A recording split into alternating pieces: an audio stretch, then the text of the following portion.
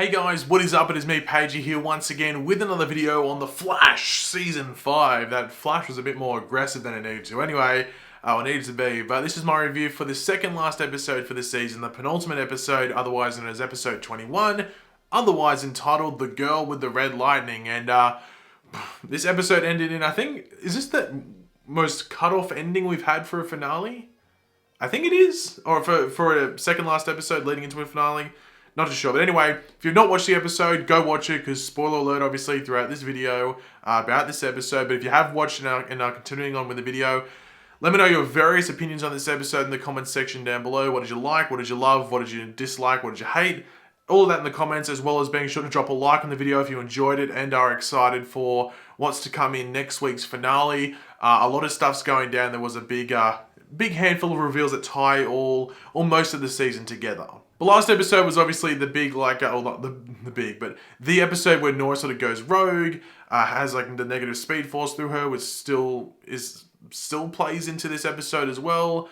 The episode ended with them getting that mirror gun from McCulloch Industries, I think it was called, which obviously they're going to try and use, or attempt to use, to destroy Cicada's dagger. But we start off the episode in a way I wasn't expecting, and that's when we actually see the countdown for Eobard finally hit 0. We've been waiting for that this whole season. I think we all thought it would happen in the finale, probably, but it happened in this episode right at the beginning, and he's basically on his way to being executed. And we do find out he's been there for 15 years. So in the Godspeed episode, the guard dude says, to Nora, I think it was, no one's visited.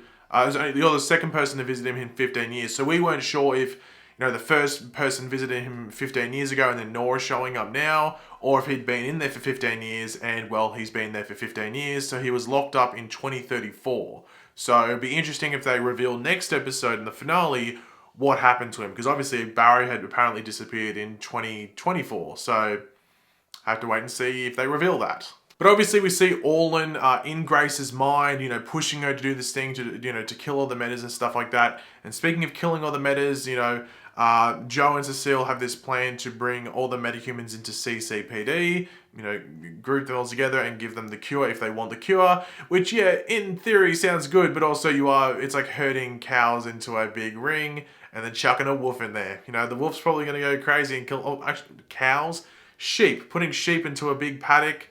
There's no escape for them, and then just chucking a wolf or two in there. The wolf's probably going to go crazy and maybe eat a few sheep. Now we do see an example of them using the mirror gun when they use it on the rest of the satellite, which is obviously what the dagger is made of. It's a cool effect. Now they do call it the mirror gun, and that is what Mirror Master uses. So are they setting up Mirror Master? We've already had Mirror Master in Season 3, but would they do Mirror Master again, but this time like a non-metahuman version, just to do with the gun? And are they sort of hinting that someone's going to steal that gun? I don't know, and then become a villain? Is that what they're saying? Or is this just like a cool little reference to the comics with that? What it does to that machine, or the satellite, is similar to what happens with the mirror gun in the comics, but I don't know if that's what they're setting up or not. I don't think I want Mirror Master as a season villain, unless it's the Rogues or something, but I have to wait and see, I guess. But speaking of setting up, they are sort of setting up Joe being the captain of the CCPD, giving him this role in this episode with what he's doing. And, at some parts he's not believing in himself and doubting himself, which is sort of against Joe's character.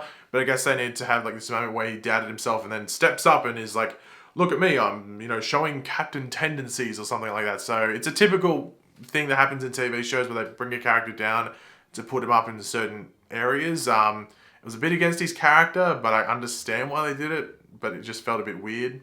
Now we do see the team save Sherlock and his little female friend Renee from Cicada, and we actually do see Nora sort of connected to Cicada's mind again and seeing everything that's going to happen. And Nora starts to flicker red lightning. We're like, okay, is this the negative speed force? That's what Barry and Iris are fearing as well. And we find out that Nora actually isn't producing this red lightning necessarily herself through her own emotions. She's channeling Cicada's anger, and that's what's producing the red lightning. So I thought it was a good way to put it. The girl with the red lightning, I think that title is a bit of bait, to be completely honest. I think a lot of people were expecting more from this episode based off the title in regards to maybe Nora, but it made sense. It did make sense. Now, I guess one of the funniest scenes in this episode was when Sebastian Olens is brought up, or Olens, how you pronounce his name, who obviously is that dude, I think in the Godspeed episode, I think that was the big science thing in the future where Godspeed attacks and gets that thing. It's like when he strikes Nora with that lightning. We find out that was actually Cisco's roommate in university or college, and he was like a terrible student, slept through all the classes, and the only reason he passed was because Cisco helped him. And Cisco having a bit of an anger fit was pretty funny, and even Barry just saying like, yeah, he knows him. I thought that was a pretty funny moment. But essentially in present day, he's got the hyperconduit, which Cicada needs.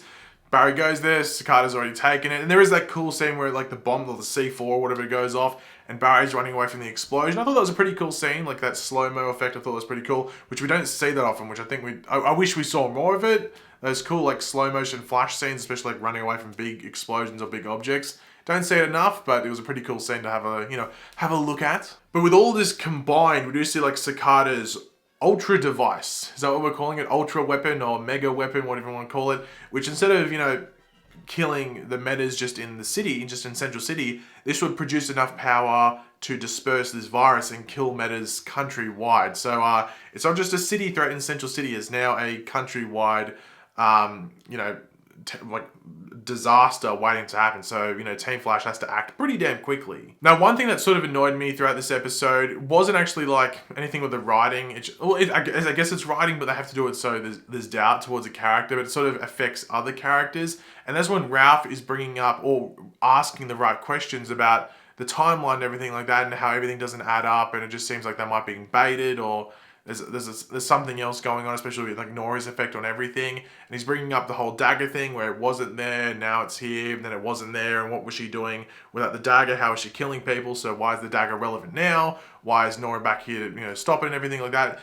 Things just didn't add up, and no one was listening to him, which I thought, like, if anyone else brought up this idea, if Sherlock brought it up, if Iris brought it up, if Caitlin brought it up, if Cisco brought it up, if Barry brought it up, everyone would be like, okay, everyone, stop what we're doing.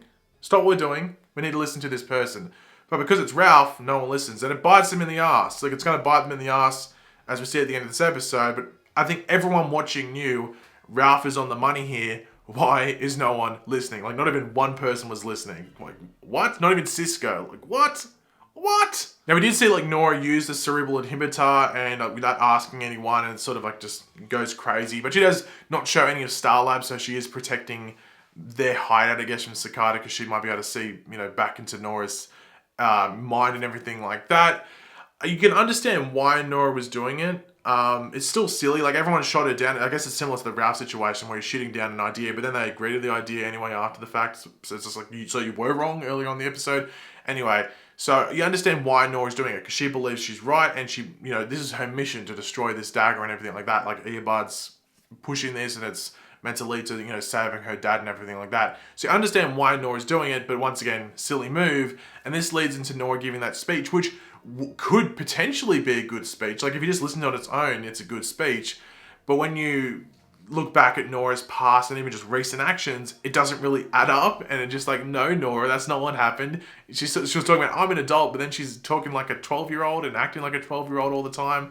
So that speech for Nora and her past and recent actions wasn't the best speech when you compare it to them, but on its own, I guess it's good. But I couldn't take that speech seriously because Nora was the one saying it. Now, we did see the Speed Force trap return, which we haven't seen since season 1, which I thought was a cool throwback. Obviously, this was the thing they tried to trap Reverse Flash in, but it was just his Mirage, and and Earbud thought was just pretending to be Harrison Wells in the wheelchair. So that was a cool throwback, but Nora stands in there, so when she uses the inhibitor, the lightning doesn't affect all of them. It's just sort of, it's trapped in this within the Speed Force trap. So I thought that was a pretty smart plan. How did it get there so quickly and randomly? Who knows? But, what we eventually thought would happens. That's Cicada getting into Central City Police Department and basically using the metas as like one, giant, but also segmented, I guess, dark matter battery. And they just, drain them all and power this device, which, as I said, can, kill metas countrywide, which is pretty lethal.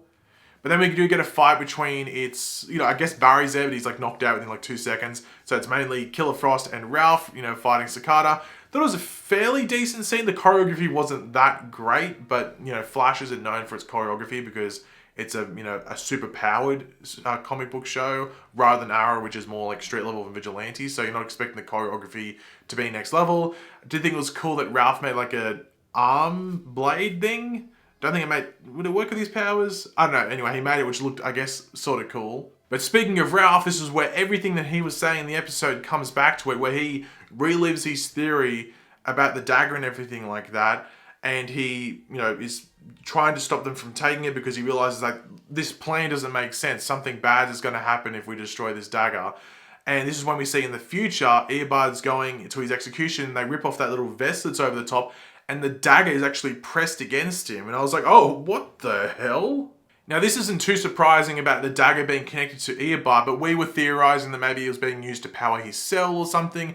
But it's literally stuck to him where he wouldn't be able to take it off of himself, where it is literally just dampening his powers constantly. So I was like, that's one way to go about it. That's definitely one way to go about it.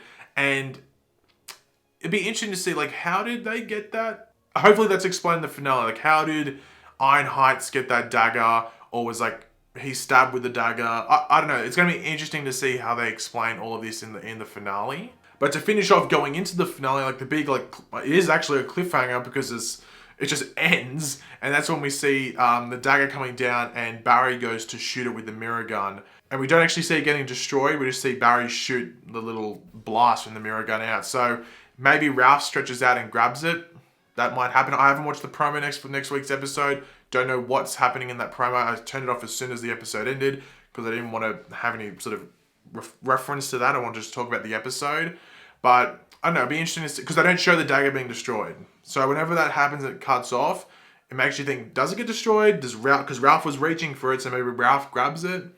Have to wait and see. But overall, I don't think this was like the strongest penultimate episode or second last episode that we've had in the Flash's history. It's just not. However, I did see people complaining about the episode, and I thought it was a decent episode.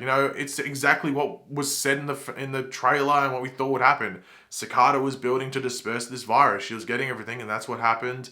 Had some cool moments with Nora and the whole Cicada thing, which I think they should have been more consistent with leading up to this episode, rather than doing it back in episode 16 or 17 or whenever it was, and then bring it back up in this episode.